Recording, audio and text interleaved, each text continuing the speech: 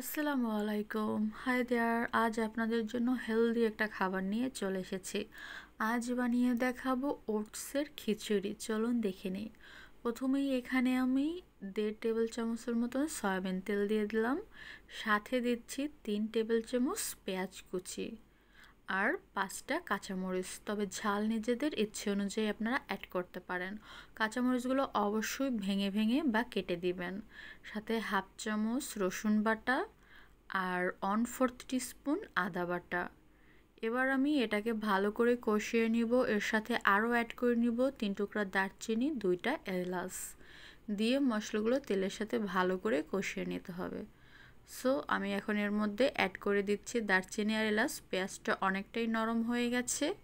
এই পর্যায়ে আমি দারচিনি আর এলাচ এর মধ্যে অ্যাড করে দিলাম। আবারও আমি 30 সেকেন্ডের মতন এটাকে হালকা একটু নেড়ে চেড়ে নিচ্ছি। এখন এর মধ্যে দিয়ে দেবো হাফ চামচ হলুদের গুঁড়া।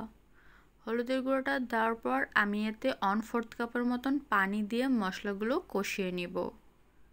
সো আমি এখানে পানি দিয়ে দিচ্ছি।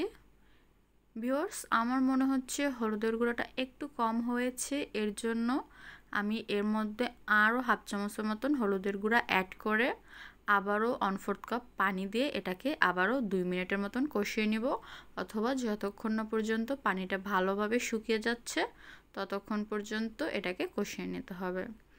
আপনারা প্রথমেই 1 চামচ হলুদ দিবেন, তারপর 1/4 কাপ পানি দিয়ে কষিয়ে নেবেন, তাহলে আমার মতো আর সেকেন্ড টাইম পানি দিয়ে কষাতে হবে না। ভিউয়ার্স, আমার সেকেন্ড টাইম এটাকে কষানো হয়ে গেছে। এখন এর মধ্যে আমি দিয়ে দিব 1/4 কাপ মসুর ডাল। ডালটা আমি ধুয়ে 5 মিনিট ভিজিয়ে রেখেছিলাম। তারপর আমি এর মধ্যে দিয়ে 1 মিনিটের মতন ভালো করে কষিয়ে নিচ্ছি, আর সাথে দিয়ে দিলাম স্বাদমতো লবণ। সো আমি এটাকে 1 মিনিটের মতন ভালো করে কষিয়ে নিয়েছি। এখন পানি দিয়ে ডালটা সিদ্ধ করার পালা। আমি এখানে 1 কাপের মতন পানি দিয়ে মিডিয়াম টু লো আছে ডালটাকে সিদ্ধ করে নিব। ভিউয়ার্স, এটা যতক্ষণে সিদ্ধ হতে থাকছে আপনারা প্লিজ আমাদের চ্যানেলটা সাবস্ক্রাইব করে দিবেন। টিকটক, ইনস্টাগ্রাম আর ফেসবুক থেকে দেখলে লাইক অ্যান্ড ফলো করবেন। ভিউয়ার্স, আমাদের ডাল সিদ্ধ হয়ে গেছে। অল্প একটু পানি আছে, এর মধ্যে আমি 1 কাপ ওটস দিয়ে দিলাম।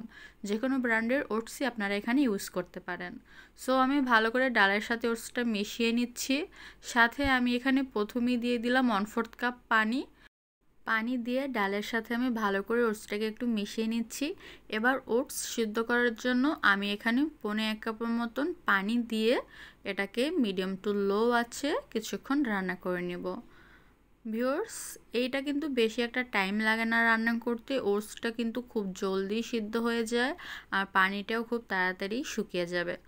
ওটসের এই খিচুড়ি কিন্তু নর্মাল পোলাও চালের খিচুড়ির মতন ঝরঝরে হবে না, হালকা আঠালো হবে। যখন দেখবেন এটা আঠালো হয়ে এভাবে স্প্যাচুলার সাথে উঠে আসছে, বুঝতে হবে ওটসের খিচুড়ি রেডি। চুলাটা অফ করে এটাকে নামিয়ে সার্ভ করে নেবেন ডিম ভাজা আর বেগুন ভাজার সাথে। সো কেমন লাগলো অবশ্যই জানাবেন। আজ আসি, আল্লাহ হাফেজ।